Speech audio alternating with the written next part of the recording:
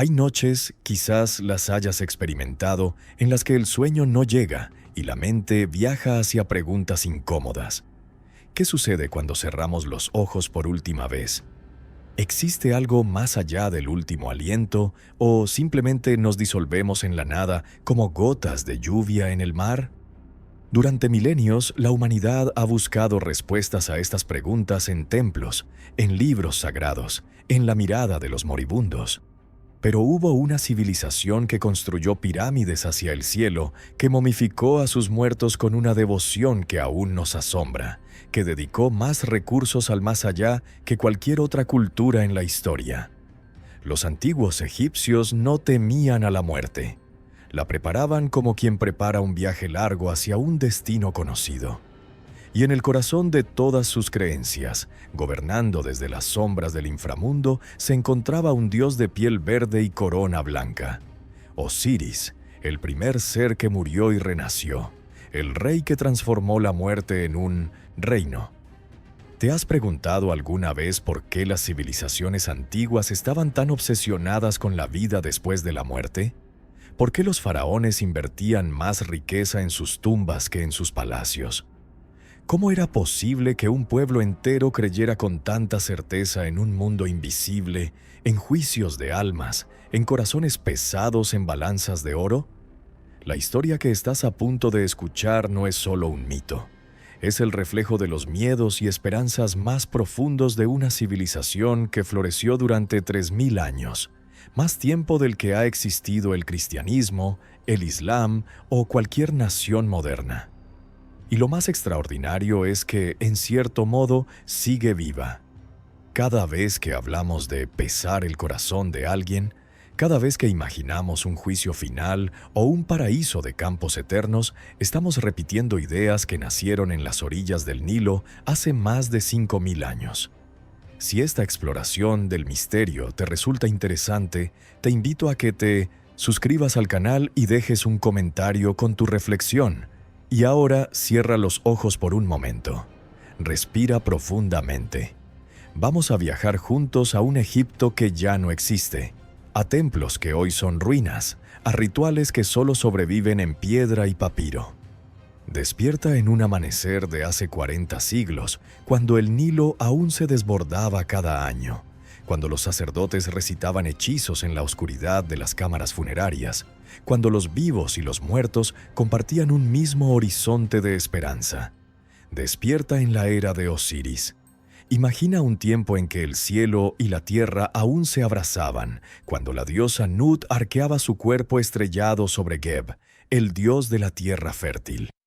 De esa unión prohibida, en contra de los deseos del mismísimo Ra, nacería un ser destinado a cambiar para siempre el destino de Egipto y la comprensión humana de la muerte. Su piel era verde como los campos del Nilo después de la inundación, y su llanto resonó en los templos antes de que existieran. Osiris había llegado al mundo, y con él una promesa de orden en medio del caos primordial. Los textos de las pirámides, las inscripciones religiosas más antiguas de la humanidad, datan de aproximadamente el año 2400 antes de nuestra era, grabadas en las paredes interiores de las pirámides de Saqqara. En ellos encontramos las primeras menciones de Osiris, aunque los egiptólogos sospechan que su culto es considerablemente más antiguo, quizás remontándose a la era predinástica, hace más de 5000 años. Estos textos lo describen como hijo de Geb, dios de la tierra, cuyo cuerpo forma las montañas y los valles, y de Nut, la diosa del cielo nocturno, cuyo vientre arqueado contenía las estrellas. Pero Ra, el dios sol supremo, había prohibido que Nut tuviera hijos en ningún día del año. La solución, según el mito, vino de Tot, el dios de la sabiduría, quien apostó con la luna y ganó 5 días adicionales, los días epagómenos, que no pertenecían a ningún mes. En esos 5 días fuera del tiempo, Nut dio a luz a sus 5 hijos: Osiris, Isis, Set, Neftis y Horus el Viejo. En el Museo Egipcio de El Cairo existe una estela de piedra caliza, conocida como la estela de Shabaka, que data del siglo VIII antes de nuestra era, pero que afirma copiar un texto mucho más antiguo. En ella se describe el momento en que Osiris llegó al mundo, acompañado de señales y portentos. Se dice que una voz resonó desde los cielos proclamando que el Señor de todo había nacido, que los campos florecerían y que los humanos conocerían por fin la paz. Era, en esencia, una profecía de edad dorada, un anuncio de que el caos primordial sería por fin domesticado. Los sacerdotes de épocas posteriores interpretarían su piel verde no como una anomalía, sino como un símbolo profundo. Verde como el limo fértil del Nilo, verde como los brotes de trigo que emergen de la tierra aparentemente muerta, verde como la esperanza de regeneración. Osiris no era simplemente un dios más en el panteón egipcio, era la encarnación del ciclo mismo de la vida, muerte y renacimiento que gobernaba toda la existencia. Lo que resulta fascinante desde una perspectiva académica es la evolución del culto a Osiris a lo largo de los siglos. En los textos más tempranos aparece principalmente como un dios agrario, vinculado a la fertilidad de la tierra y las inundaciones del Nilo. Pero con el paso del tiempo, su papel como señor del inframundo se fue expandiendo hasta eclipsar casi todos sus otros aspectos. Los arqueólogos han encontrado evidencia de este cambio en los ajuares funerarios. Las primeras menciones de Osiris en contextos funerarios aparecen hacia finales del Reino Antiguo, alrededor del año 2200 antes de nuestra era. Y para el Reino Medio, unos 400 años después, ya se había convertido en la deidad central de todas las creencias sobre el más allá. Es como si toda una civilización hubiera decidido colectivamente que este dios de piel verde poseía la clave del mayor misterio humano. ¿Qué sucede después de morir? Y aquí llegamos a un detalle que quizás te sorprenda. Los egipcios no creían que Osiris fuera inmortal en el sentido tradicional. Sabían que había muerto, que había sido asesinado por su propio hermano, que su cuerpo había sido descuartizado y esparcido. Su poder no residía en evitar la muerte, sino en vencerla, en atravesarla como quien cruza un río oscuro para llegar a la otra orilla. Esta distinción es crucial para entender por qué su culto resonó tan profundamente en el corazón de millones de personas durante milenios. Osiris no prometía que no morirías, prometía que la muerte no era el final, y en un mundo de plagas, guerras, hambrunas y la fragilidad constante de la existencia humana, esa promesa era más valiosa que todo el oro del Alto Egipto. Pero antes de convertirse en el señor de los muertos, Osiris reinaría sobre los vivos, y su gobierno inauguraría la era más dorada que Egipto jamás conocería. O al menos, así lo recordaban los mitos que los sacerdotes susurraban en la penumbra de los templos. Hubo una época, según susurran los papiros más antiguos, en que los humanos vagaban sin propósito, comiendo carne cruda y temiendo cada amanecer. Entonces llegó un rey que no empuñaba espada ni látigo, sino semillas y conocimiento. Osiris caminaba entre su pueblo con los pies descalzos sobre la tierra negra del Kemet, enseñando a sembrar el trigo, a fermentar la cebada, a levantar la mirada hacia las estrellas para entender las estaciones. Su reino no se construyó con sangre, sino con pan compartido. El historiador griego Diodoro Sículo, quien visitó Egipto alrededor del año 60 antes de nuestra era, recopiló las tradiciones que los sacerdotes egipcios aún preservaban sobre Osiris. Según su relato, antes de que Osiris asumiera el trono, los humanos vivían en un estado de barbarie, practicando incluso el canibalismo. Fue Osiris quien les enseñó a cultivar el trigo y la cebada, a fabricar herramientas, a construir ciudades, a adorar a los dioses con rituales apropiados. Le atribuían la invención del arado, el descubrimiento de la vid y la elaboración del vino, la creación de las primeras leyes que permitían la convivencia pacífica. Era, en esencia, el civilizador primordial, el que transformó a las bestias en humanos y a los humanos en una sociedad. Los relieves del templo de Dendera, construido en época ptolemaica pero sobre cimientos mucho más antiguos, muestran escenas de esta era dorada. Osiris aparece sentado en un trono de oro con la corona blanca del Alto Egipto sobre su cabeza y el cayado y el mayal cruzados sobre su pecho, símbolos que los faraones heredarían durante 3000 años. Ante él, una procesión interminable de oferentes trae los frutos de la tierra: gavillas de trigo tan altas como un hombre, racimos de uvas que parecen joyas, púrpuras, panes de formas elaboradas, jarras de cerveza y vino. Es una imagen de abundancia casi imposible, pero que refleja cómo los egipcios imaginaban el gobierno perfecto. Un rey que garantizaba la fertilidad de la tierra y la justicia entre los hombres. Un dato que resulta especialmente revelador es la conexión entre Osiris y el Nilo.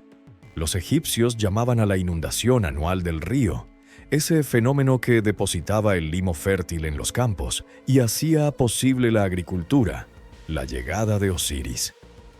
En el período ptolemaico, casi 2000 años después de los primeros textos sobre Osiris, aún se celebraba un festival donde los sacerdotes arrojaban al Nilo una estatuilla del dios hecha de tierra y semillas. Cuando las aguas se retiraban y las semillas germinaban, era la prueba visible de que Osiris había renacido una vez más. Esta conexión entre el dios, el río y la agricultura era tan profunda que resulta difícil separarlos. Osiris era el Nilo, era los campos, era el trigo, era el pan que alimentaba a 20 millones de personas en el momento de mayor esplendor de la civilización egipcia. Pero su reinado no se limitaba a la agricultura. Los textos de las pirámides lo describen como un legislador sabio, el primero en establecer las leyes de Maat, el principio de verdad, justicia y orden cósmico que sostenía toda la existencia. Maat no era simplemente un código legal, era el tejido mismo de la realidad, lo que mantenía al sol en su curso y a las estrellas en sus posiciones. Cuando un faraón gobernaba con justicia, estaba estableciendo Maat. Cuando cometía injusticias, destruía Maat. Osiris, como primer rey justo, había establecido el modelo que todos los faraones posteriores intentarían emular. Los textos sapienciales egipcios, como las instrucciones de Ptah-hotep, que datan del reino antiguo, reflejan esta obsesión con la conducta correcta, con vivir de acuerdo con Maat. Y todos estos textos, de una forma u otra, remontan su autoridad al reinado primordial de Osiris. Lo que resulta históricamente significativo es que los egipcios no veían su edad dorada como un pasado irrecuperable, sino como un modelo a imitar y, eventualmente, a recuperar. Cada nuevo faraón, al ascender al trono, se identificaba ritualmente con Horus, el hijo de Osiris, prometiendo restaurar el orden de su padre. Cada ritual funerario buscaba transformar al difunto en Osiris, permitiéndole acceder a la eternidad que el dios había conquistado. Era un sistema de pensamiento extraordinariamente coherente, donde el mito, el ritual y la realidad cotidiana se entrelazaban sin costuras visibles. Y sin embargo, como toda edad dorada, esta también llegó a su fin, no por desgaste natural ni por invasión extranjera, sino por algo mucho más antiguo y más oscuro. La envidia de un hermano, la sombra que acechaba en el corazón del desierto rojo. Pero en cada historia de luz existe una sombra que espera su momento. Seth, hermano de Osiris, nacido del mismo vientre divino, observaba desde los márgenes del desierto rojo. Mientras las multitudes cantaban alabanzas al Rey Verde, mientras las cosechas florecían y los niños reían, algo se retorcía en el interior de Seth. Los antiguos egipcios creían que el desierto mismo latía con su envidia, que las tormentas de arena eran el eco de su frustración contenida. Y en el silencio de las noches más oscuras comenzó a tejer su trampa. Set representa uno de los conceptos teológicos más complejos del antiguo Egipto. No era simplemente un villano unidimensional, un mal puro como el Satán del cristianismo posterior. Era necesario. Los egipcios entendían que sin el desierto no habría frontera para el valle fértil, que sin las tormentas no habría renovación del aire, que sin el caos no habría orden que defender. Set era el dios de las tierras rojas, las extensiones áridas que rodeaban el Kemet, la tierra negra del Nilo. Era el señor de las tempestades, de los animales peligrosos, de todo lo salvaje e incontrolable. En algunos textos del Reino Nuevo, aproximadamente 1500 años antes de nuestra era, aparece incluso como protector de Ra, defendiendo la barca solar de la serpiente Apophis durante su viaje nocturno por el inframundo. La relación de los egipcios con Set oscilaba entre el temor y el respeto reluctante, pero en la mitología de Osiris, Set encarna algo más específico: la envidia fratricida, el resentimiento que puede crecer en el corazón de quienes comparten sangre. Los textos describen cómo observaba el reinado próspero de su hermano con ojos cada vez más oscuros.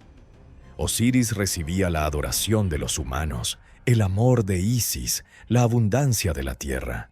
Set solo tenía el desierto estéril, el calor que mata, la sequía que destruye. Plutarco, el historiador griego que escribió el relato más completo del mito de Osiris en el siglo I de nuestra era, menciona que Set tenía 72 conspiradores, que lo ayudarían en su plan. Este número no es casual. 72 es el número de las decanas, las divisiones del cielo egipcio, lo que sugiere que la traición de Set tenía dimensiones cósmicas. En el Museo de Turín existe un papiro, conocido como el Papiro Yumilhak, que data del período ptolemaico pero que recoge tradiciones mucho más antiguas. En él se describe cómo Set reunía a sus aliados en secreto, tramando durante meses, quizás años, la forma perfecta de eliminar a su hermano.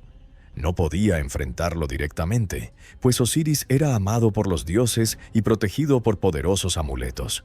No podía envenenarlo ni atacarlo con armas convencionales. La solución, según los textos, fue tan elegante como diabólica. Usaría el propio amor de Osiris por la belleza y la celebración en su contra. Lo que resulta psicológicamente fascinante de este mito es cómo captura la dinámica de las familias disfuncionales, un tema que resuena a través de milenios. Set no era un extraño, no era un invasor de tierras lejanas. Era el hermano que se sentó junto a Osiris en las rodillas de su madre, que jugó con él en los patios de los palacios celestiales, que conocía sus debilidades mejor que nadie. Esta traición desde dentro, desde el círculo más íntimo, es quizás más aterradora que cualquier amenaza externa. Los egipcios, que valoraban profundamente los lazos familiares y la lealtad al linaje, debieron encontrar este aspecto del mito particularmente perturbador. Era una advertencia de que el peligro más mortal no siempre viene del exterior, que a veces el enemigo comparte tu sangre y conoce el camino a tu corazón. Y así, mientras Osiris gobernaba en paz, confiando en el orden que había establecido, Set completaba los preparativos para el banquete que cambiaría el destino de los dioses y los hombres. Había encargado la fabricación de un cofre exquisito, decorado con los materiales más preciosos, diseñado con las medidas exactas del Ido, cuerpo de su hermano, medidas que había obtenido mediante engaño y subterfugio. La trampa estaba tendida y solo faltaba que la presa caminara hacia ella, guiada por su propia confianza, su propia generosidad, su propia incapacidad para imaginar que alguien de su propia sangre pudiera desearle mal. Existe un relieve en el templo de Dendera, erosionado por 4000 años de viento del desierto, que muestra una escena de banquete. Dioses y nobles rodean un objeto rectangular, exquisitamente decorado. Durante siglos, los arqueólogos debatieron su significado, hasta que los textos de las pirámides revelaron la verdad. Era la trampa más elegante jamás concebida. Un cofre hecho a la medida exacta de Osiris, cubierto de oro y lapislázuli, que se convertiría en su tumba. Aquella noche el vino fluía y las risas resonaban. Nadie imaginaba que la muerte había sido invitada al festín. Plutarco, en su obra sobre Isis y Osiris, proporciona el relato más detallado de esta noche fatídica. Describe un banquete suntuoso, con los mejores vinos y manjares, donde los dioses y los nobles se reunían para celebrar. En un momento de la velada, Set ordenó que trajeran un cofre de madera de cedro, decorado con oro, plata, ébano y marfil. Anunció que lo regalaría a quien cupiera perfectamente en su interior. Uno por uno, los invitados se acostaron en el cofre, pero para ninguno era la medida exacta. Demasiado largo para unos, demasiado corto para otros, demasiado ancho o estrecho. Cuando Osiris, confiado y quizás un poco embriagado por el vino, se recostó en el cofre, encajó perfectamente. Antes de que pudiera incorporarse, los 72 conspiradores cerraron la tapa y la sellaron con plomo fundido. El simbolismo del cofre es extraordinariamente rico desde una perspectiva arqueológica. Los ataúdes egipcios más antiguos, que datan del período predinástico, eran simples cajas rectangulares de madera o cestas de junco. Con el tiempo evolucionaron hacia formas cada vez más elaboradas, incluyendo los famosos sarcófagos antropomorfos del Reino Nuevo. Pero en todos los casos, el ataúd era visto no como un contenedor de muerte, sino como un útero de renacimiento. Un espacio de transformación donde el difunto se preparaba para su nueva existencia. El cofre de Set pervierte este simbolismo. Lo que debería ser un recipiente de esperanza se convierte en un instrumento de asesinato. Los textos describen cómo los conspiradores llevaron el cofre sellado hasta el Nilo y lo arrojaron a las aguas oscuras. La corriente lo arrastró hacia el norte, hacia el Mediterráneo, alejándolo de la tierra que Osiris había gobernado con tanta sabiduría. Isis, que no había asistido al banquete, descubrió lo sucedido cuando los rumores comenzaron a extenderse. Su grito de dolor, según la tradición, fue tan intenso que el Nilo mismo se detuvo por un instante, que los pájaros cayeron del cielo y los peces flotaron muertos en las aguas. Era el comienzo de su largo duelo y su búsqueda aún más larga. Un detalle que los egiptólogos han señalado es la conexión entre este mito y los rituales funerarios reales. Durante el período del Reino Medio, aproximadamente entre el año 2000 y 1600 antes de nuestra era, se desarrolló un elaborado drama ritual en Abidos donde se recreaba la muerte y resurrección de Osiris. Los participantes representaban el papel de Isis buscando el cuerpo, de los conspiradores siendo castigados, de Osiris resucitando triunfante. Estos misterios de Osiris, como los llamaban los griegos posteriormente, eran probablemente los festivales religiosos más importantes de Egipto, atrayendo peregrinos de todo el país. La historia que estamos contando no era simplemente un mito distante, era algo que los egipcios revivían ritualmente cada año, sintiendo en carne propia el dolor de la pérdida y la alegría del reencuentro. Y es que la muerte de Osiris no era solo la muerte de un dios, era la muerte del orden, de la justicia, de la esperanza misma. Si el rey perfecto podía ser asesinado por su propio hermano, ¿qué seguridad tenían los mortales? Si el establecedor de Maat podía ser arrastrado por las aguas del caos, ¿qué sentido tenía vivir con rectitud? Estas preguntas, implícitas en el mito, encontrarían respuesta en los capítulos siguientes de la historia, en la búsqueda incansable de una esposa que se negó a aceptar la derrota, en un ritual que desafiaría las leyes de la naturaleza, en un reino más allá de la muerte donde la justicia finalmente prevalecería. Si alguna vez has perdido algo que amabas profundamente, si has sentido ese vacío que parece tragarse el mundo entero, entonces puedes comenzar a comprender lo que sintió Isis cuando el Nilo se llevó a su esposo. Pero donde otros habrían caído de rodillas ante la desesperación, ella se levantó. Se cortó el cabello en señal de duelo, se vistió con harapos y comenzó un viaje que la llevaría desde los pantanos del delta hasta las costas de Biblos, en el actual Líbano. Los sacerdotes de épocas posteriores llamarían a este peregrinaje la primera búsqueda sagrada, y su eco resonaría en 1000 historias humanas de pérdida y determinación. Isis, cuyo nombre egipcio era Aset, que significa trono, no era simplemente la esposa de Osiris, era una de las deidades más poderosas del panteón egipcio. Los textos la describen como grande en magia, conocedora de hechizos que ni siquiera Ra dominaba.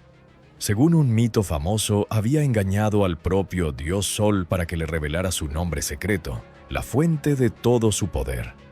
Era astuta, persistente, capaz de transformarse en cualquier criatura, de volar como un pájaro, de caminar entre los humanos sin ser reconocida. Todas estas habilidades las emplearía en la búsqueda de su esposo. Plutarco relata que Isis vagó por todo Egipto preguntando por el cofre, siguiendo pistas fragmentarias, durmiendo donde la noche la sorprendía. Finalmente, unos niños que jugaban cerca del mar le informaron que habían visto un objeto extraño flotando hacia el norte. La búsqueda la llevó más allá de las fronteras de Egipto, hasta la ciudad fenicia de Biblos, en la costa del actual Líbano. Allí el cofre había sido arrastrado hasta la orilla y un árbol de tamarisco había crecido a su alrededor, envolviéndolo completamente en su tronco. El árbol era tan magnífico que el rey de Biblos lo había cortado para usarlo como columna en su palacio, sin saber que contenía el cuerpo de un dios. Esta parte del mito tiene conexiones arqueológicas fascinantes. Biblos era uno de los principales puertos comerciales del Mediterráneo oriental, y los egipcios importaban grandes cantidades de madera de cedro desde esta región para sus construcciones y barcos. El comercio entre Egipto y Biblos está documentado desde el tercer milenio antes de nuestra era, con evidencia arqueológica de templos egipcios en la ciudad fenicia y objetos fenicios en tumbas egipcias. El mito de Isis en Biblos puede reflejar estas antiguas conexiones comerciales y culturales, transformadas en narrativa mítica. Isis llegó a Biblos disfrazada de mujer común y consiguió empleo como nodriza del hijo del rey. Según la tradición, cada noche colocaba al niño en el fuego sagrado para quemar su mortalidad y conferirle vida eterna, un proceso que interrumpió la reina cuando descubrió la escena y gritó de terror. Isis reveló entonces su verdadera identidad y pidió la columna que contenía el cuerpo de su esposo. El rey, aterrorizado y asombrado, se la concedió. Isis abrió el tronco, extrajo el cofre y lloró sobre él con tal intensidad que el hijo menor del rey murió de la impresión. Esta parte del mito muestra el poder ambivalente de Isis, capaz de dar vida eterna, pero también de causar muerte involuntaria con la mera intensidad de su dolor. Lo que Isis descubrió al abrir el cofre fue el cuerpo intacto de Osiris, preservado de alguna manera milagrosa a pesar del tiempo transcurrido. Algunos textos sugieren que fueron sus propias lágrimas las que impidieron la descomposición, que su amor funcionó como un bálsamo más poderoso que cualquier embalsamamiento. Transportó el cofre de vuelta a Egipto y lo ocultó en los pantanos del delta, planeando realizar los rituales necesarios para devolverle la vida. Pero Seth, siempre vigilante, siempre acechando, descubriría el escondite, y lo que hizo a continuación superaría en horror incluso al asesinato original. Cuando Isis finalmente encontró el cuerpo de su amado, la esperanza brilló brevemente. Pero Seth, señor del caos, no había terminado su obra. En un acto de crueldad que aún estremece a quienes lo leen en los antiguos textos, descuartizó el cuerpo de Osiris en 14 pedazos y los esparció por todo Egipto. Cada fragmento, según la tradición, cayó en un lugar que se convertiría en sagrado. Los templos más antiguos de Loachisesinchesión, país desde Ábidos hasta Philae, reclamaban poseer una parte del dios caído. Era como si Egipto mismo se hubiera convertido en el cuerpo fragmentado de Osiris, y cada nomo, cada provincia, guardara un pedazo de la divinidad. El número 14 no es arbitrario en este contexto. Corresponde a los días de la luna menguante, el período desde la luna llena hasta la luna nueva, cuando el disco luminoso parece fragmentarse noche tras noche hasta desaparecer. Los egipcios, observadores meticulosos del cielo, establecieron esta conexión entre el cuerpo desmembrado de Osiris y el ciclo lunar. Así como la luna desaparece para renacer, así el dios muerto renacería. Era una analogía cósmica que convertía el mito en algo visible cada mes, algo que cualquier campesino podía observar levantando la mirada al cielo nocturno. Plutarco proporciona una lista de los lugares donde supuestamente cayeron los fragmentos, aunque otras fuentes ofrecen variaciones. Abidos reclamaba la cabeza, Busiris el pilar dorsal, Atribis las piernas, Philae el corazón. Cada templo importante de Egipto afirmaba poseer una reliquia de Osiris, lo que convertía al país entero en un cuerpo sagrado. Los peregrinos que viajaban entre estos santuarios estaban, en cierto sentido, recorriendo la anatomía del dios, reuniendo simbólicamente lo que Set había separado. Era una geografía devocional que no tiene paralelo en ninguna otra religión antigua. Existe un texto conocido como el Gran Himno a Osiris, inscrito en una estela del Reino Nuevo que hoy se encuentra en el Museo del Louvre. En él se describe el dolor de Isis y Neftis, las dos hermanas, buscando los fragmentos dispersos de Osiris. Las imagina como dos pájaros, milanos de largas alas, volando sobre los pantanos y los desiertos, lamentándose con gritos que hacían temblar el cielo. Esta imagen del duelo como vuelo, de la búsqueda como un recorrido interminable sobre un paisaje de pérdida, es extraordinariamente poética y ha influido en representaciones artísticas durante milenios. Los relieves de los templos ptolemaicos muestran frecuentemente a Isis y Neftis como aves protectoras, flanqueando el cuerpo momificado de Osiris con sus alas extendidas. Un detalle que resulta crucial para entender la tradición posterior es que, según la mayoría de las versiones, Isis logró encontrar 13 de los 14 fragmentos.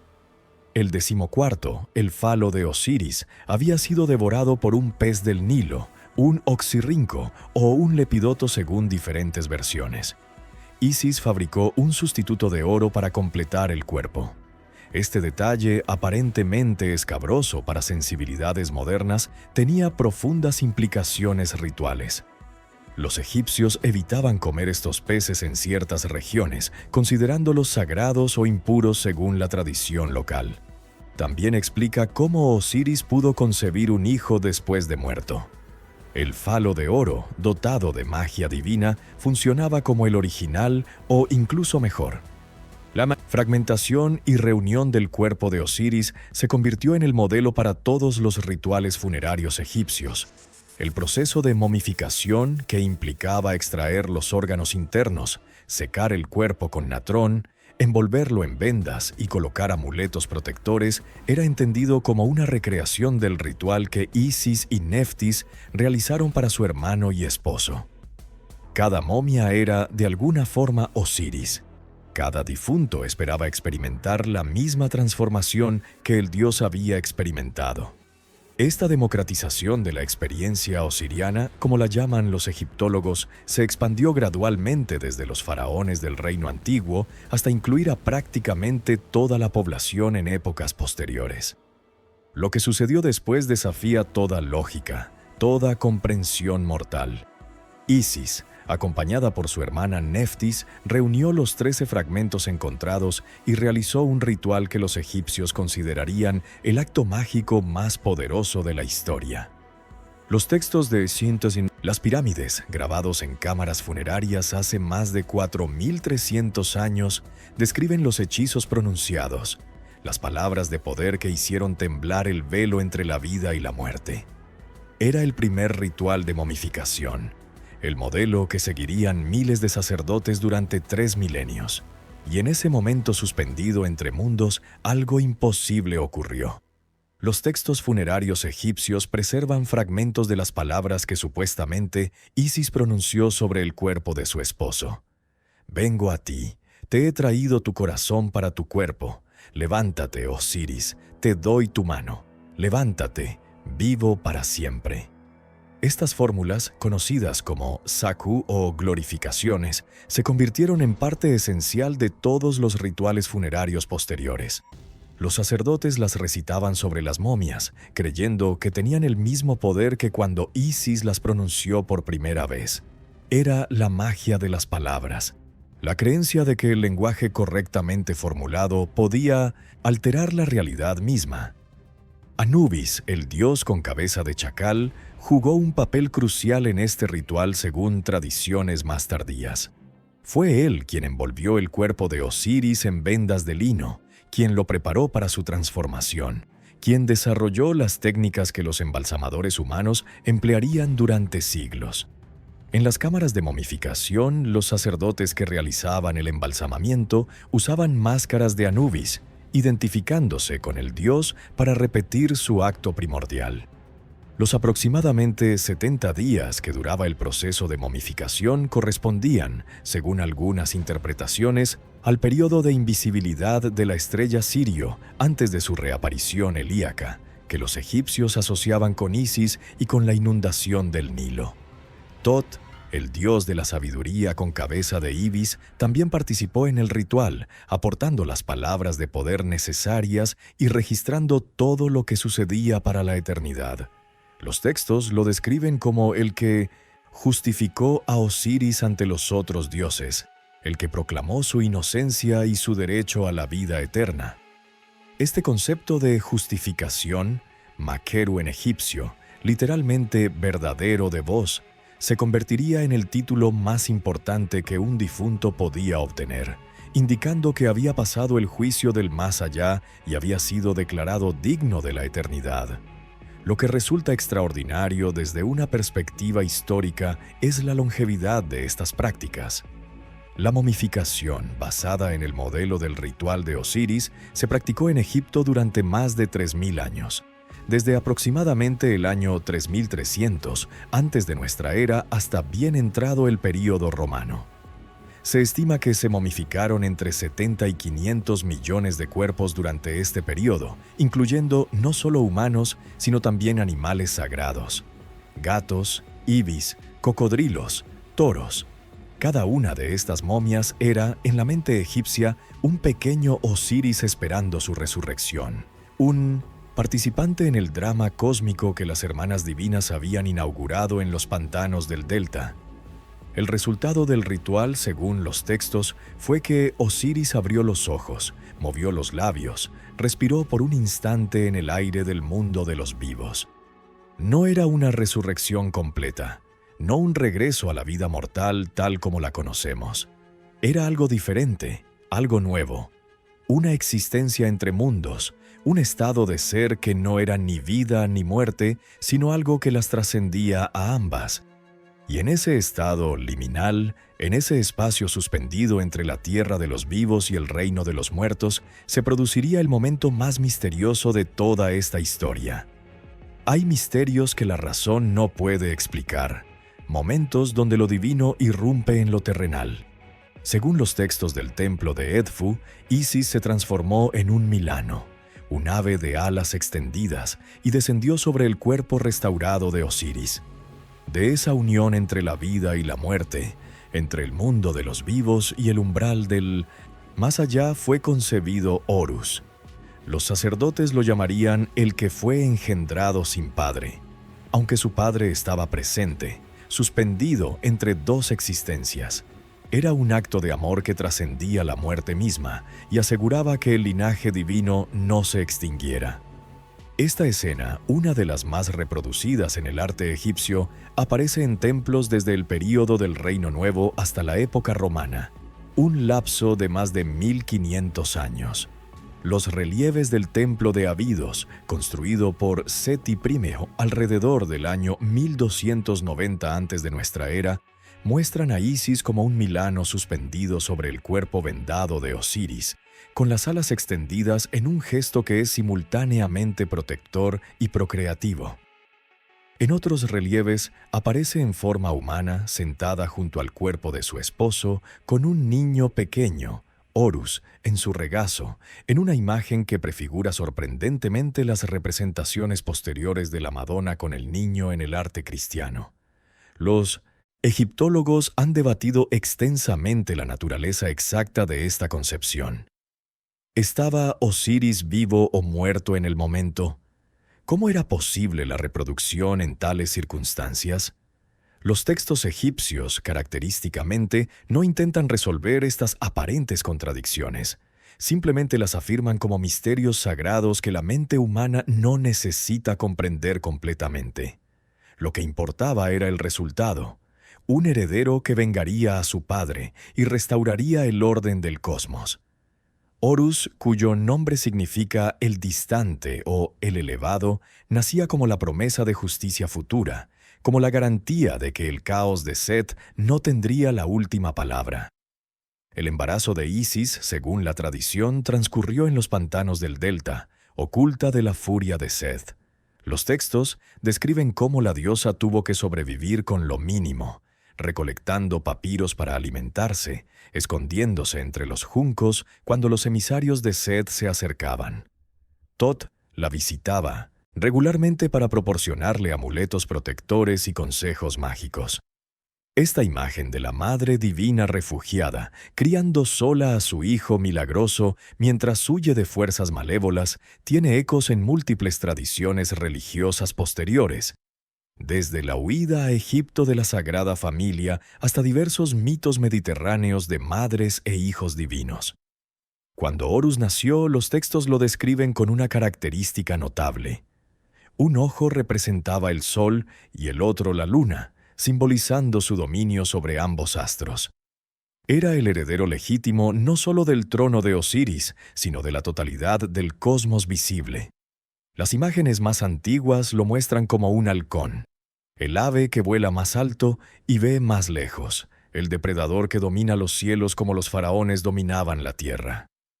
Su nombre, incorporado al título real de todos los faraones egipcios, el nombre de Horus era el primero y más importante de los 5 nombres reales, conectaba a cada gobernante con este linaje divino que se remontaba hasta el hijo del primer rey. Pero mientras Horus crecía en los pantanos, alimentado con la leche de su madre y protegido por sus hechizos, Osiris enfrentaba su propio destino. Había probado la muerte, había sido fragmentado y reunido, había engendrado un heredero para continuar su linaje. Pero el mundo de los vivos ya no era su lugar. Algo lo llamaba hacia el oeste, hacia el horizonte donde el sol se hunde cada noche, hacia los reinos de sombra donde millones de almas vagaban sin guía ni propósito. Osiris no regresaría a la luz del día. En cambio, llevaría la luz a las tinieblas, convirtiéndose en algo que el mundo nunca había conocido: un rey de los muertos. Osiris podría haber regresado. Los textos sugieren que, por un instante, el camino de vuelta al mundo de los vivos estaba abierto. Pero algo cambió en él durante aquellos días entre la muerte y el renacimiento. Cuando sus ojos se abrieron de nuevo, miraban hacia otro lugar, hacia reinos que ningún mortal había gobernado jamás. Eligió descender, atravesar las puertas del Duat, el inframundo egipcio, no como un alma en busca de descanso, sino como un conquistador silencioso. Los muertos, que vagaban sin rumbo desde el principio de los tiempos, tendrían por fin un soberano. El Duat, según la cosmología egipcia, no era simplemente un lugar debajo de la tierra. Era una dimensión paralela, un reflejo nocturno del mundo de los vivos. Cada noche, cuando el sol se hundía en el horizonte occidental, entraba en el Duat y lo atravesaba en su barca, iluminando brevemente las regiones de los muertos antes de renacer al amanecer por el este. Los textos describen este inframundo como un lugar de geografía compleja. Ríos de fuego, lagos de oscuridad, puertas guardadas por serpientes y demonios, cavernas donde los condenados sufrían eternamente. Era un reflejo invertido de Egipto, con su propio Nilo subterráneo, sus propias ciudades y templos. Los textos de las pirámides, los textos de los sarcófagos y el libro de los muertos proporcionan descripciones cada vez más detalladas del Duat a lo largo de los siglos. En el libro del Amduat, lo que está en el inframundo, se describe el viaje nocturno de Ra a través de 12 regiones o horas, cada una con sus propios peligros y habitantes. Osiris gobernaba la quinta hora, el corazón mismo del inframundo, desde donde supervisaba el destino de todas las almas que entraban en su reino. Su trono estaba en un lugar llamado el Campo de Juncos, o el campo de ofrendas, un espacio de descanso para los difuntos antes de enfrentar el juicio final. Lo que resulta teológicamente significativo es la transformación que Osiris representaba. En las religiones antiguas del Mediterráneo, los reyes del inframundo eran generalmente figuras temibles y sombrías. Hades en Grecia, Ereshkigal en Mesopotamia. Pero Osiris era diferente. Había sido un buen rey en vida, amado por su pueblo. Su reino de los muertos no era una prisión, sino un refugio. Los textos lo describen sentado en su trono con serenidad, no con el ceño fruncido de un tirano, sino con la calma de un juez justo. Su piel verde, el color de la vegetación renaciente, prometía que la muerte no era un final, sino una transformación, una puerta hacia algo nuevo. Los faraones del Reino Nuevo, particularmente los de las dinastías XVIII y XIX, decoraron sus tumbas en el Valle de los Reyes con representaciones elaboradas del Duat. Las paredes de la tumba de Tutankamón, de Seti I, de Ramsés II, están cubiertas con imágenes del viaje nocturno del Sol y del reino de Osiris. Estas pinturas, que han sobrevivido más de 3000 años en la oscuridad de las cámaras funerarias, proporcionan nuestra fuente más rica para entender cómo los egipcios imaginaban el más allá. Colores brillantes sobre fondos oscuros, figuras de dioses y demonios, textos jeroglíficos que servían como guías para el alma del faraón difunto. Y en el centro de todo este cosmos subterráneo, Osiris esperaba, no con la impaciencia de un dios hambriento de adoración, sino con la paciencia infinita de quien tiene la eternidad por delante. Cada alma que entraba en su reino sería juzgada según criterios de justicia que él mismo había establecido en vida. Cada corazón sería pesado, cada vida evaluada, cada destino determinado. Era la democratización definitiva de la justicia. Ni la riqueza ni el poder terrenal importaban en ese tribunal final. Solo el peso del corazón, solo las acciones de toda una vida determinarían si el alma merecía el paraíso eterno o la destrucción total. Si pudieras ver tu propia alma, ¿qué encontrarías? Los antiguos egipcios creían que ese momento llegaría para todos, sin excepción. En algún lugar más allá del horizonte occidental, donde el sol muere cada noche, existía una sala de columnas infinitas donde Osiris aguardaba. 42 jueces lo flanqueaban y ante él se extendía una balanza de oro. En un platillo, una pluma de avestruz, el símbolo de Maat, la verdad cósmica. En el otro, el corazón del difunto.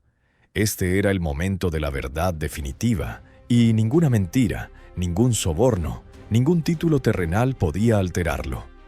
La escena del juicio de los muertos es una de las más representadas en el arte egipcio, apareciendo en papiros funerarios, paredes de tumbas y templos a lo largo de todo el país. La versión más famosa se encuentra en el papiro de Ani, un rollo de más de 23 metros de largo que data de aproximadamente el año 1250 antes de nuestra era y que hoy se conserva en el Museo Británico. En él, el escriba Ani y su esposa atraviesan las diversas pruebas del más allá hasta llegar ante Osiris, representado sentado en su trono con el rostro verde, la corona Atef, la corona blanca flanqueada por plumas, y los símbolos del poder real en las manos. Los 42 jueces que flanqueaban a Osiris correspondían a los 42 nomos o provincias de Egipto, representando la totalidad del país. Cada juez tenía un nombre específico, a menudo terrorífico. El que devora sombras, el de la mirada penetrante, el que rompe huesos, el bebedor de sangre. El difunto tenía que conocer estos nombres para poder dirigirse a cada juez correctamente. Este conocimiento era parte de la preparación que los textos funerarios proporcionaban. Era como un examen final donde no solo importaban las respuestas, sino saber a quién dirigirlas.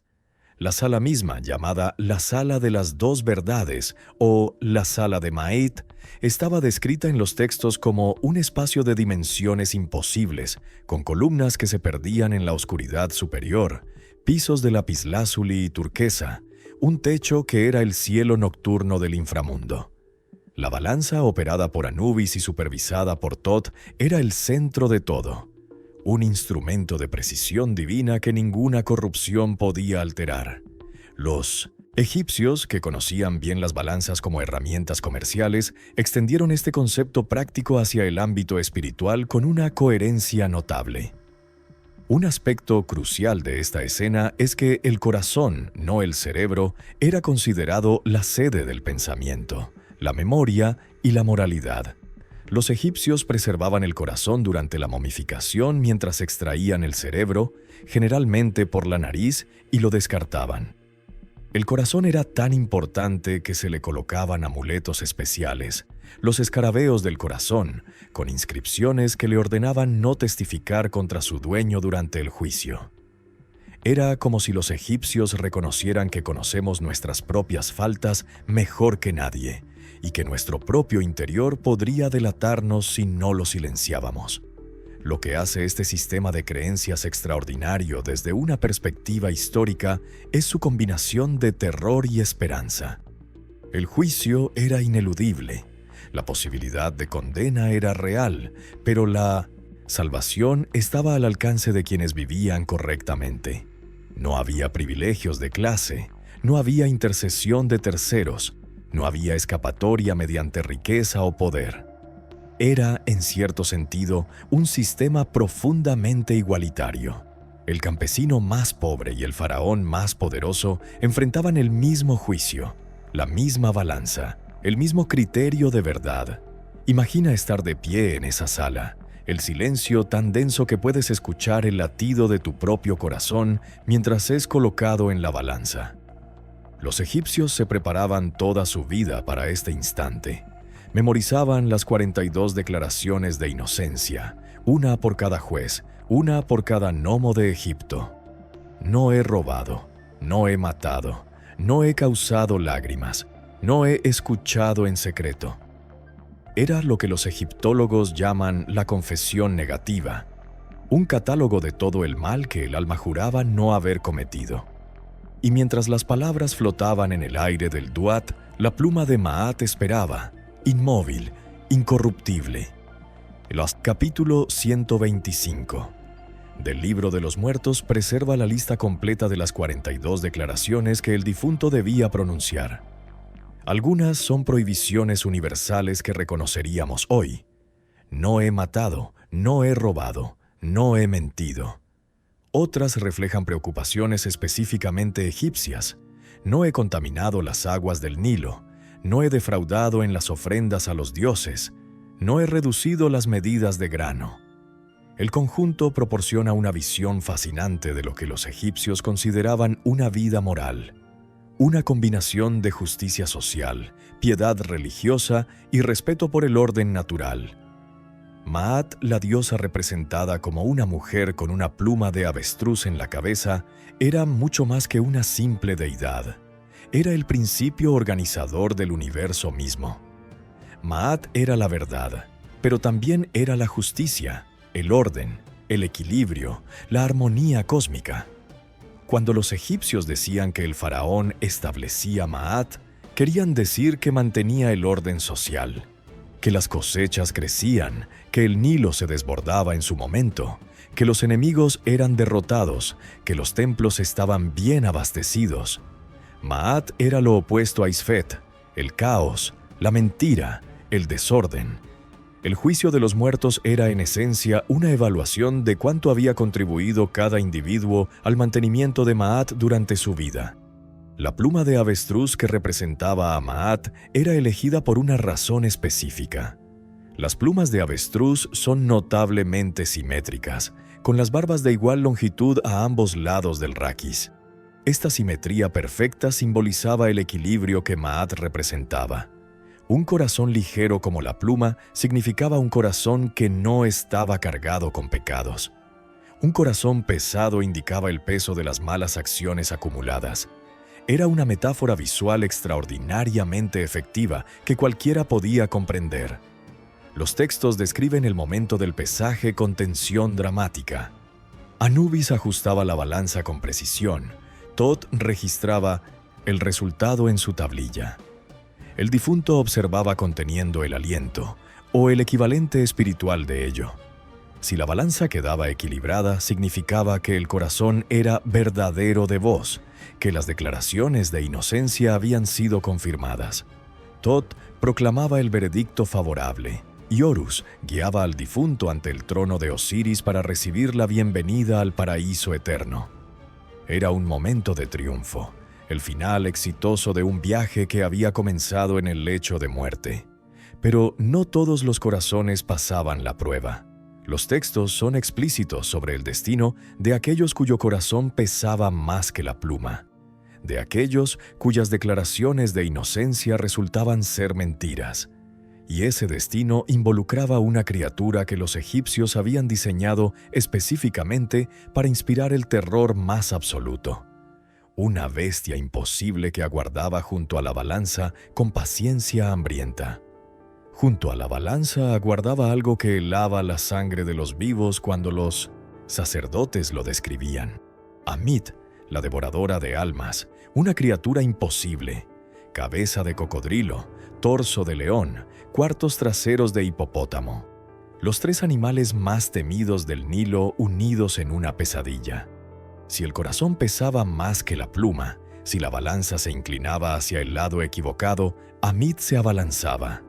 No había segunda oportunidad, no había apelación. El alma era devorada, y con ella se extinguía toda posibilidad de existencia eterna. Era la muerte definitiva, la que los egipcios temían más que cualquier sufrimiento terrenal. El diseño de Amit no era casual. Cada uno de sus elementos tenía un significado específico en la mentalidad egipcia. El cocodrilo era el depredador más temido del Nilo, responsable de innumerables muertes humanas cada año. El león representaba la fuerza destructiva, el cazador implacable de las sabanas que bordeaban el valle fértil.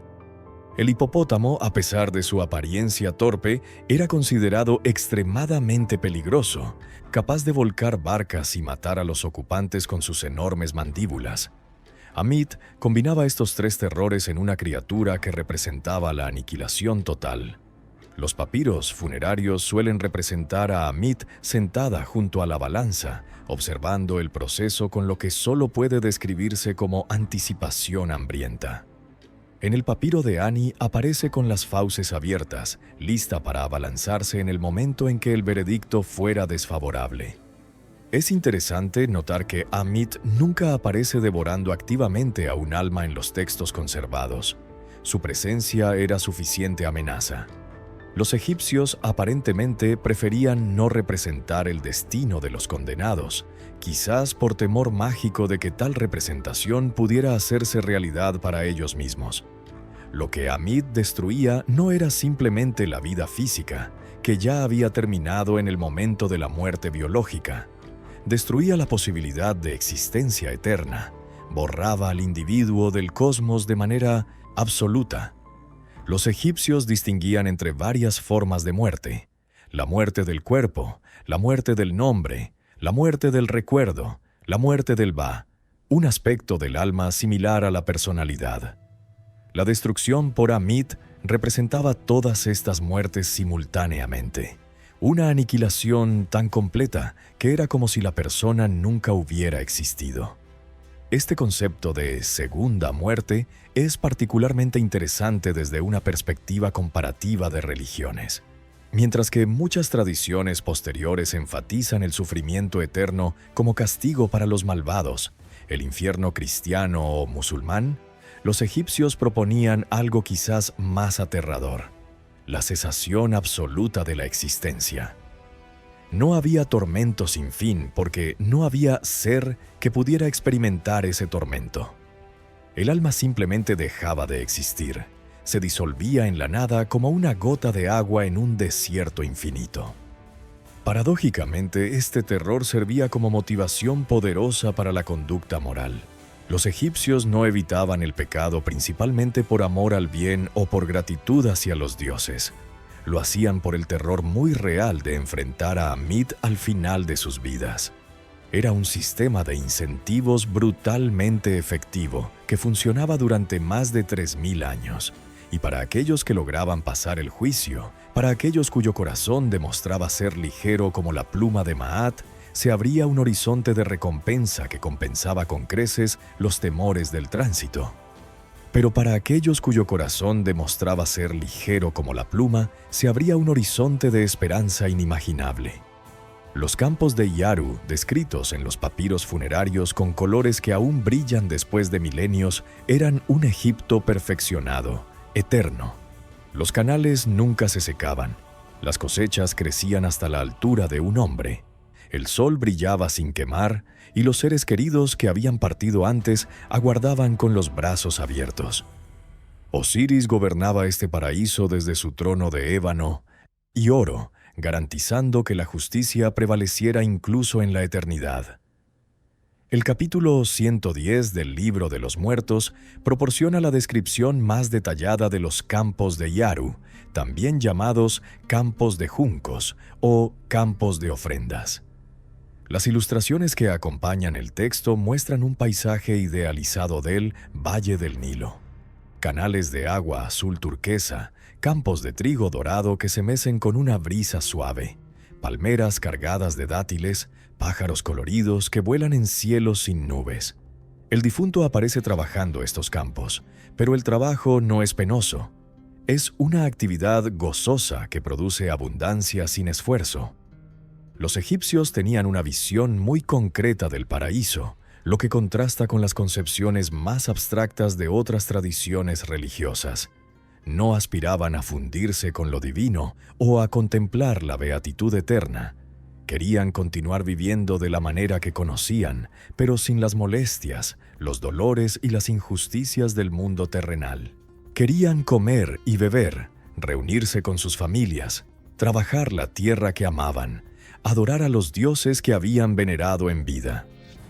Los campos de Yaru eran, en esencia, la mejor versión posible de la vida egipcia, proyectada hacia la eternidad.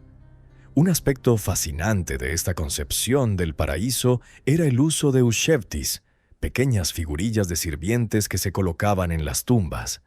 Estas figurillas, de las que se han encontrado cientos de miles en excavaciones arqueológicas, estaban diseñadas para trabajar en lugar del difunto en los campos de Yaru. Las más elaboradas llevan inscripciones que dicen esencialmente: «Si soy llamado a trabajar en el más allá, responde tú en mi lugar». Los egipcios más ricos se enterraban con 365 ushebtis, uno para cada día del año, más 36 capataces para supervisarlos. Era la máxima expresión de la esperanza de una vida después de la muerte sin obligaciones tediosas. Las descripciones de los campos de Yaru incluyen algunos detalles numéricos precisos que revelan la mentalidad egipcia. El trigo crecía hasta una altura de 5 codos, aproximadamente 2,5 metros. La cebada alcanzaba los 7 codos. Los campos producían cosechas abundantes sin necesidad de arar ni sembrar. Los canales se llenaban de agua automáticamente, sin necesidad de trabajo de irrigación. Era una utopía agrícola, el sueño de un pueblo que dependía completamente del Nilo y sus caprichos para sobrevivir. Osiris gobernaba estos campos desde un pabellón o palacio en el centro del paraíso. Los textos lo describen recibiendo a los difuntos justos, dándoles la bienvenida a su reino, asignándoles parcelas de tierra eterna. Era un papel paternal, protector, muy diferente de la imagen terrorífica de los dioses del inframundo en otras mitologías. Bajo su gobierno, la muerte dejaba de ser algo temible y se convertía en una transición hacia algo mejor, una graduación hacia una existencia superior. Y mientras Osiris reinaba en paz sobre su reino de almas justas, en el mundo de los vivos se libraba una batalla que determinaría el futuro del cosmos. Mientras Osiris reinaba en el Duat, en el mundo de los vivos se libraba una batalla que duraría 80 años según algunos textos, generaciones enteras según otros. Horus, el hijo concebido entre la vida y la muerte, había crecido oculto en los pantanos del delta, protegido por su madre Isis, entrenado para un único propósito: vengar a su padre y reclamar el trono que Seth había usurpado. Los relieves del templo de Edfu muestran escenas de esta guerra cósmica, donde el halcón divino y la bestia del caos chocan una y otra vez, transformando el destino de Egipto con cada enfrentamiento. El papiro Chester Beatty Pridro, que data de la dinastía 20, alrededor del año 1160 antes de nuestra era, contiene el relato más completo de las contiendas de Horus y Seth. Es un texto sorprendente que mezcla episodios indeciantos épicos con momentos de humor crudo y situaciones que podrían describirse como telenovelescas. Los dioses se reúnen en tribunal para determinar quién debería heredar el trono de Osiris. El debate se prolonga durante décadas, porque Ra, el dios sol que preside el tribunal, parece favorecer a Seth por su fuerza, mientras que la mayoría de los otros dioses apoyan a Horus por su legitimidad. Las batallas entre los dos dioses adoptaban múltiples formas. En un episodio famoso, ambos se transforman en hipopótamos y compiten para ver quién puede permanecer más tiempo bajo el agua. En otro, Seth arranca uno de los ojos de Horus, el famoso Ojo de Horus, Wedjat, que se convertiría en uno de los amuletos más populares del antiguo Egipto, mientras que Horus mutila los testículos de Seth. Thoth interviene para sanar las heridas de Horus, restaurando su ojo y devolviéndole la plenitud. Estos episodios de mutilación y sanación reflejaban los ciclos naturales. El ojo de Horus era identificado con la luna, que muere y renace cada mes. Los relieves del templo de Edfu, construido durante el período tolemaico pero que incorpora tradiciones mucho más antiguas, representan a Horus como un guerrero imponente, con cabeza de halcón y cuerpo humano, empuñando un arpón mientras ataca a Seth, representado como un hipopótamo. Estas escenas formaban parte de un drama ritual llamado El Triunfo de Horus, que se representaba anualmente en el templo, con sacerdotes y actores interpretando los papeles de los dioses. Era una forma de religión participativa, donde la comunidad revivía los mitos fundacionales y celebraba la victoria del orden sobre el caos. El veredicto final del tribunal divino, después de décadas de deliberación, favoreció a Horus. Geb, dios de la tierra y padre de Osiris y Set, declaró que el trono pertenecía legítimamente al hijo de su hijo primogénito. Set fue sometido, aunque no destruido. Los egipcios, con su característico sentido del equilibrio, reconocían que el caos no podía ser eliminado, solo controlado. Set fue asignado a habitar en el cielo como dios de las tormentas y a proteger la barca de Ra durante su viaje nocturno por el inframundo. Era un enemigo domesticado, una fuerza destructiva puesta al servicio del orden. La victoria de Horus tenía implicaciones teológicas y políticas profundas. Cada faraón viviente era considerado una manifestación de Horus en la tierra, el heredero del primer rey legítimo. Cuando el faraón moría, se convertía en Osiris y su sucesor asumía el papel de Horus. Este esquema mítico proporcionaba legitimidad divina a la sucesión real y explicaba la relación entre los vivos y los muertos, entre el gobernante en el trono y sus antepasados en el más allá. Era un sistema de pensamiento coherente que sostuvo a la monarquía egipcia durante 3 milenios. Aquí reside quizás el misterio más profundo de toda esta historia. Osiris nunca dejó de morir y nunca dejó de renacer. Los egipcios veían su resurrección en cada grano de trigo que brotaba de la tierra negra, en cada inundación del Nilo que renovaba los campos, en cada amanecer que pintaba de oro las pirámides. Su muerte no era un final, sino un tránsito necesario, como el sol que debe hundirse en el horizonte para volver a nacer. Por eso su piel era verde, el color de la vegetación renaciente, el color de la esperanza que surge de lo que parecía muerto. Los llamados lechos de Osiris o Osiris vegetantes proporcionan evidencia arqueológica fascinante de esta conexión entre el dios y la agricultura. Estos objetos, encontrados en tumbas del Reino Nuevo y posteriores, consisten en moldes con la forma de Osiris llenos de tierra y semillas. Cuando las semillas germinaban, el cuerpo del dios literalmente reverdecía, proporcionando una demostración visible del poder regenerativo que Osiris representaba.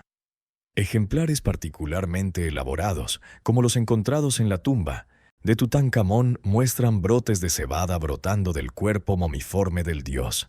El ciclo agrícola egipcio estaba íntimamente ligado al mito de Osiris.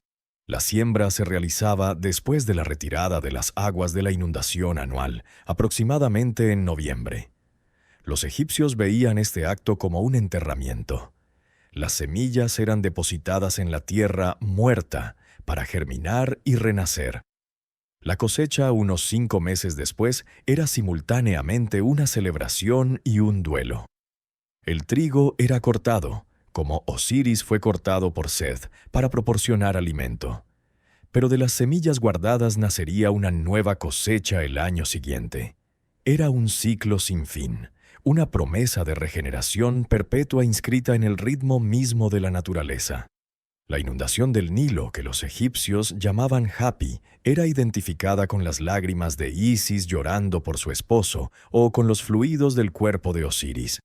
Cuando las aguas subían en julio y agosto, depositando el limo negro que hacía posible la agricultura, era Osiris viniendo a fertilizar la tierra. Cuando las aguas se retiraban y los campos emergían renovados, era el renacimiento del dios.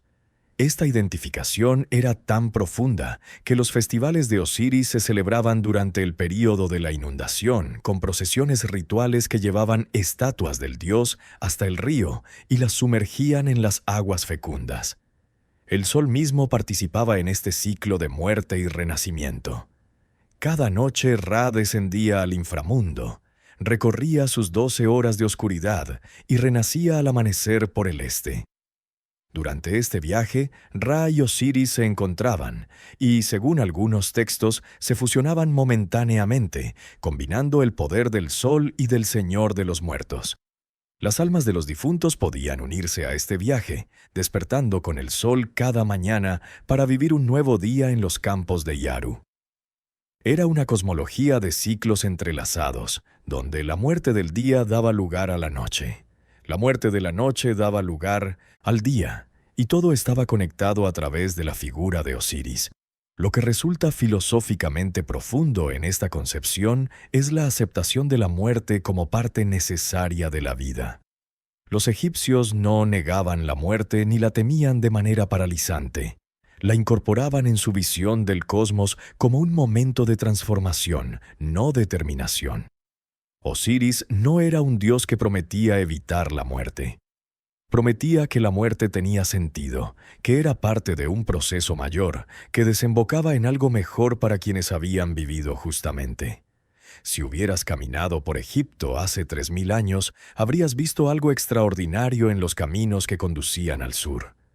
Miles de peregrinos, desde campesinos hasta nobles, avanzaban hacia un mismo destino. Abidos, la ciudad donde se creía que yacía la cabeza de Osiris. Los arqueólogos han encontrado más de 1 millón de estelas votivas en sus arenas, pequeñas lápidas dejadas por personas que querían estar presentes, aunque fuera simbólicamente, en el lugar más sagrado de Egipto. Era el equivalente antiguo de un peregrinaje a Jerusalén o la Meca, un viaje que muchos emprendían una sola vez en la vida. Abidos, ubicada en el Alto Egipto, aproximadamente a 500 kilómetros al sur del Cairo actual, era considerada la puerta al inframundo.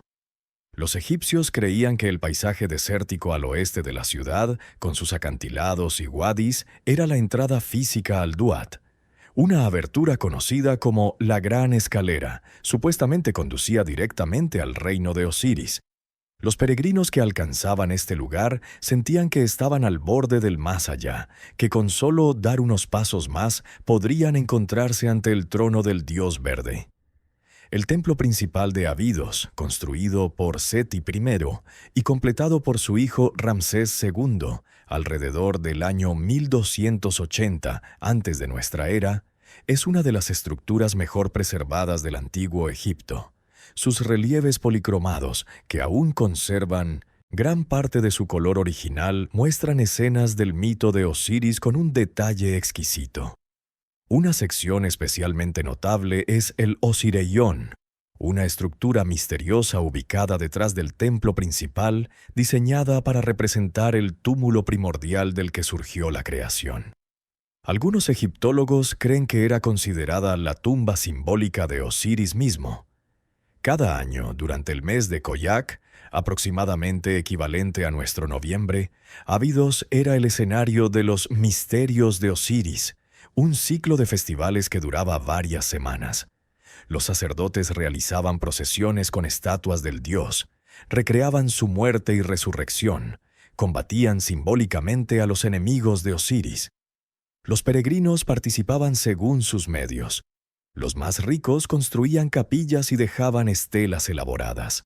Los más pobres simplemente enterraban pequeñas figurillas o vasijas con inscripciones pidiendo la bendición del dios.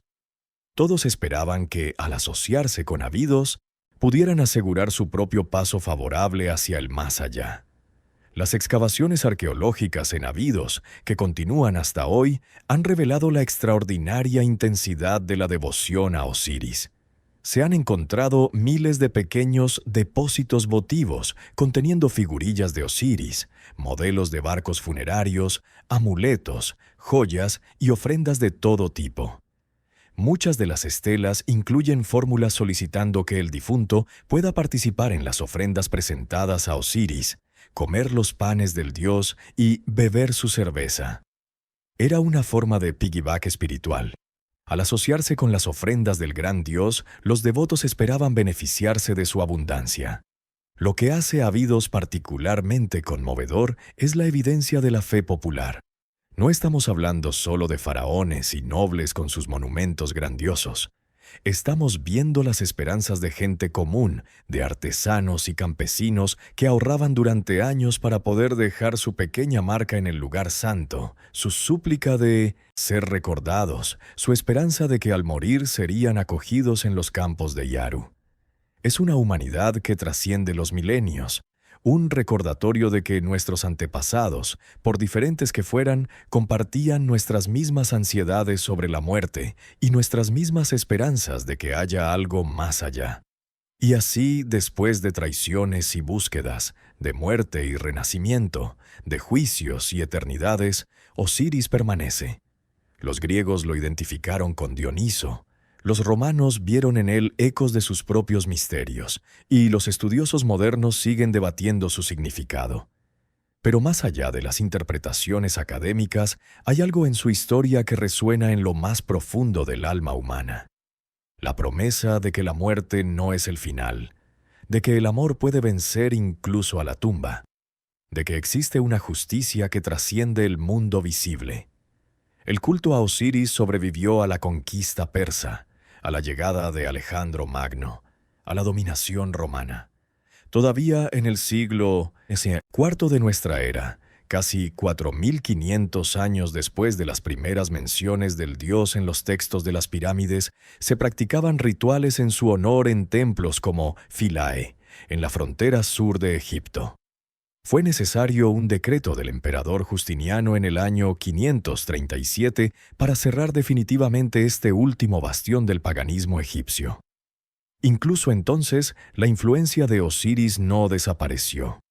Elementos de su mito fueron absorbidos por tradiciones posteriores, incluyendo, según algunos estudiosos, ciertos aspectos del cristianismo primitivo. La iconografía de Isis con el niño Horus, tan prominente en el arte egipcio tardío, guarda semejanzas notables con las representaciones de la Virgen María con el niño Jesús. El concepto de resurrección, de un Dios que muere y renace, aparece en el centro del cristianismo. El juicio de los muertos, con la separación de justos y pecadores, se convierte en el juicio final de la tradición judeo-cristiana. No estamos sugiriendo una influencia directa necesariamente, pero sí que los egipcios exploraron ideas sobre la vida, la muerte y lo divino que la humanidad seguiría elaborando durante milenios. Hoy, cuando caminamos por los pasillos del Museo del Louvre o del British Museum, cuando contemplamos las momias en sus sarcófagos dorados, Cuando desciframos los jeroglíficos que cubren estelas y papiros, estamos en contacto directo con personas que vivieron y murieron creyendo en Osiris. Gente que se preguntaba, como nosotros, qué sucede cuando cerramos los ojos por última vez. Gente que amaba y temía, que trabajaba y soñaba, que miraba el Nilo y veía en sus aguas la promesa de renovación eterna. Y hasta aquí la historia de hoy. Si te ha gustado, deja tu like y suscríbete para más misterios e historias de mitología antigua.